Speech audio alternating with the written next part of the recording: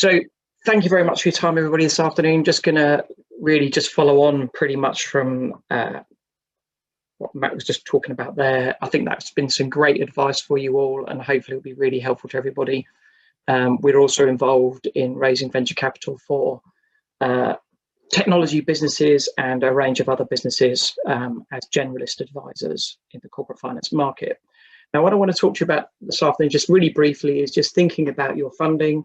I'm going to talk about the options, and then I'm just going to follow on and add some additional advice. So the first thing really is what is your funding requirement? Now, Matt was diligent in advising you to think through your business plan, your financial model, and your investment deck. That's all really, really important. As you come to think about how much you need, please, what are you funding? Are you funding development time, as in the time to complete the game? Are you funding the kind of the development of the team in terms of adding more people? And I know the Barclays guys talked about acquisition. That is another way of kind of building your studio out more quickly. Are you actually focused on, you've already got games, they're up and running, and what you're actually focusing on is your user acquisition costs and kind of growing the business and growing the base? Or are you focused on the community development costs in terms of wraparound social media and everything else, social networking, etc., that you really need to do today to be successful longer term? Historically, of course, we might have even spoken about infrastructure. I know that some of the game studios that we have as clients are in one office, but are they in an office today? I guess most of the developers are actually remote at this point in time. So infrastructure is probably less important, but there are still elements of infrastructure. So it's important to think about what it is that you're funding as you're focused on this. And then I think the other issue that you need to focus on is when is that funding required? Now, the Barclays guys talked about the working capital cycle. They mentioned obviously that they can advance against tax credits. And Matt, talking about the sugar offering, was talking about the way that they could help you as well in terms of advancing against the subscription revenues coming through. That's all great, and it's really going to help you. But is it actually a longer term funding requirement because actually you're very earlier stage, or you're seeking to really gear up with a number of titles that you've got, that you're working on, etc.? Then perhaps it's longer term. And obviously what comes along with this is then thinking about, what does the growth achieve? So how quickly does profitability accrue? When do the profits accrue? What does it really look like, and what are the returns that you're going to kind of come forward with? Because that's critical to kind of thinking through the funding. So coming back to options, just to come back to basics, which I know Matt has covered to some degree, the benefits obviously of debt is that you don't give away any ownership, it stays with you, but obviously you've got to repay the debt. There are an interest cost, there are arrangement fees, and security can be required. I think that's important to understand. Now, where you are depending on the number of titles that you've already got into the market and where you are with the development of your business as to whether debt is an option. It can be an option for the acquisitions, as was talked about by our colleagues at Barclays there. But if you're early stage and you're developing the game and you're building the team or you're building the community, then it could well be that it's equity that you'll need to focus on. Now, the key thing with equity, as was described by Matt, is that what an equity investor is going to do is take a share stake alongside the founders and the managers of the business. It's important to understand that they do want an involvement in the decisions made within the business, and effectively they want to see you implementing the business plan that you've shown to them. And of course, it's vital to remember that they're looking for a return. Now, an element of that return can be dividends later on, but the most important thing to them, as highlighted by Matt, is indeed the capital gain that comes. And the key point, as Matt was highlighting to you, is crystallizing that capital gain with some kind of an exit at some point in the future. So what do business angels and venture capital want, and what do they bring? I just think you need to see that there are different types of investor, and I just want to kind of just break them down between the two really. Business angels, what do they want? 9 times out of 10, they're going to want some kind of a tax break as they come into your business. So we're talking about seed, EIS and EIS in terms of the 2 tax schemes that are available for you. Clearly, a business angel quite often is going to want some kind of involvement with the business, and sometimes that is bringing to bear the experience that they have. So they do bring experience. Now, some of the funders which have become venture capital funds, the investors started out as business angels and then have clubbed together and built a fund together, etc. So they're experienced people from the gaming sector who have been successful themselves. So they can help you, and their experience will help you in terms of moving things forward. Now, from venture capital perspective, rather than now thinking about a business angel, their focus, exactly as Matt was highlighting to you earlier, is making a return. It's that multiple return on the money at some point in the future that is the most important thing. As Matt highlighted, they're investing other people's money that they pulled together, and then they're putting it into your business, and they're looking to make the return. But with making that investment comes a degree of control. And it was good to hear Matt talking about the investment agreement and the documents that come in alongside actually the money that comes into the business. It's important, I think, for you to understand that you don't need to get hung up on the absolute percentage. It's about being successful with the plan. It's about making money together. It's about having effectively shared vision for the business with the venture capitalists that you get involved with. But they are going to want to implement a degree of control. And the control really is that you're going to implement your plan, and they're just going to put some limits around areas of the use of their funds as they first invest into the business and as they work with you. What do they bring? Absolutely, as Matt said, they bring fantastic experience.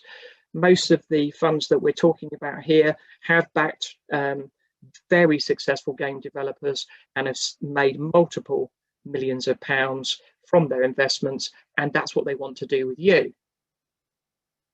And they understand the growth cycle that you're going to go through. They understand how to break through the barriers if suddenly the user numbers start to plateau.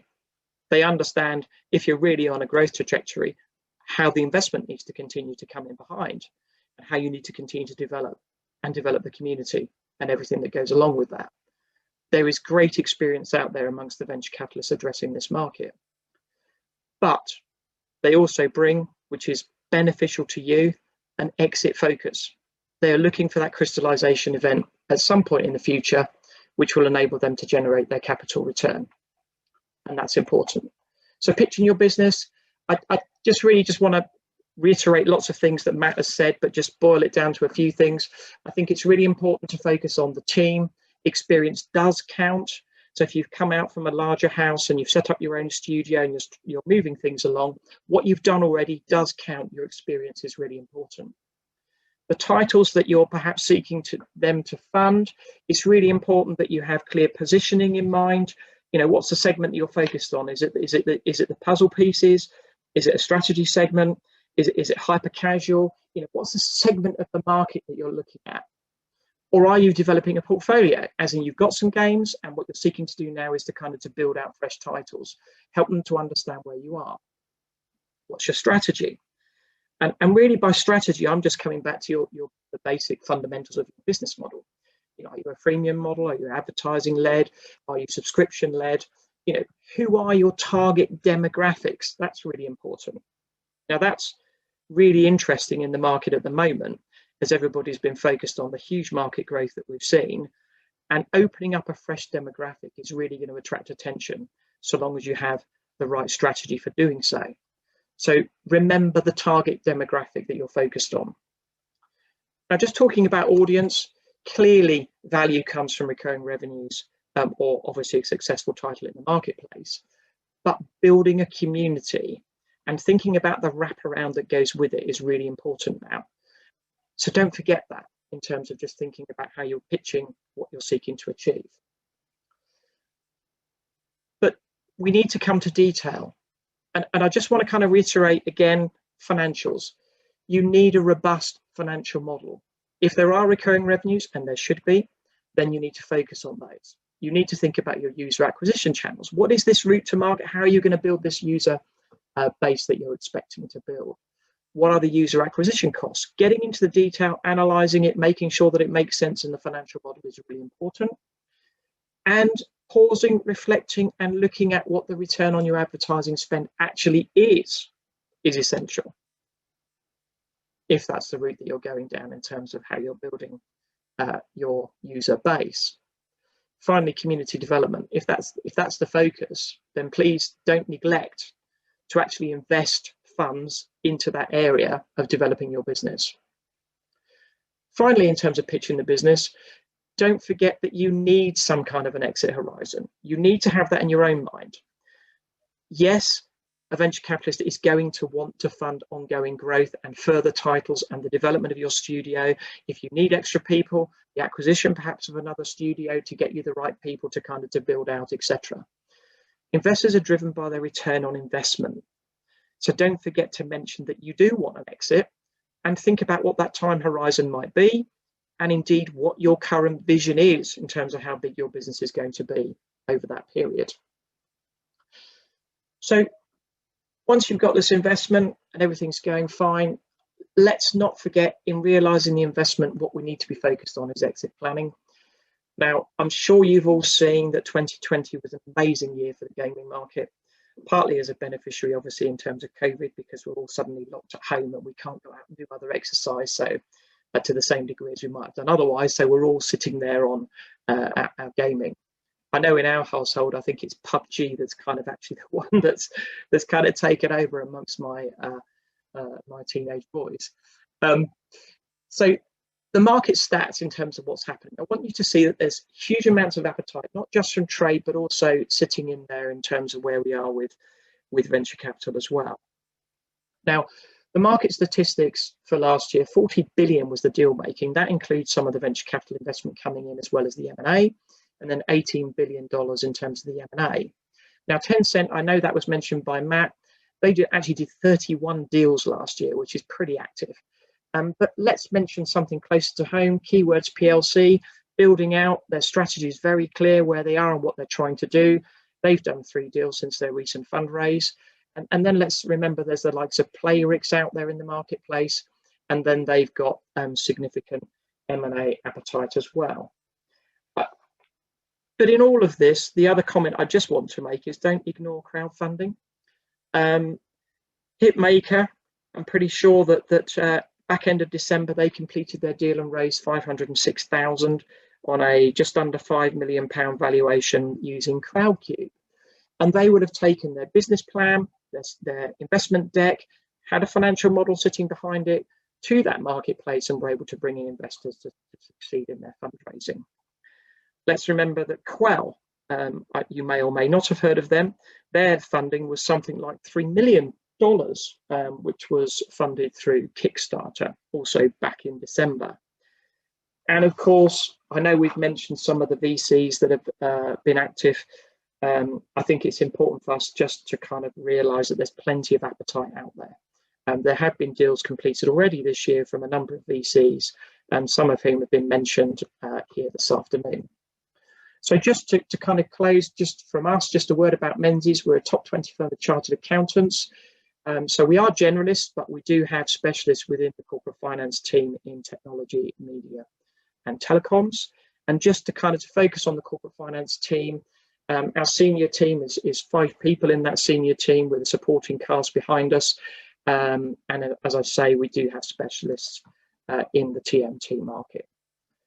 So thank you for your time this afternoon. We will be around later as well with some of my colleagues, and we look forward to meeting you then. So thanks very much.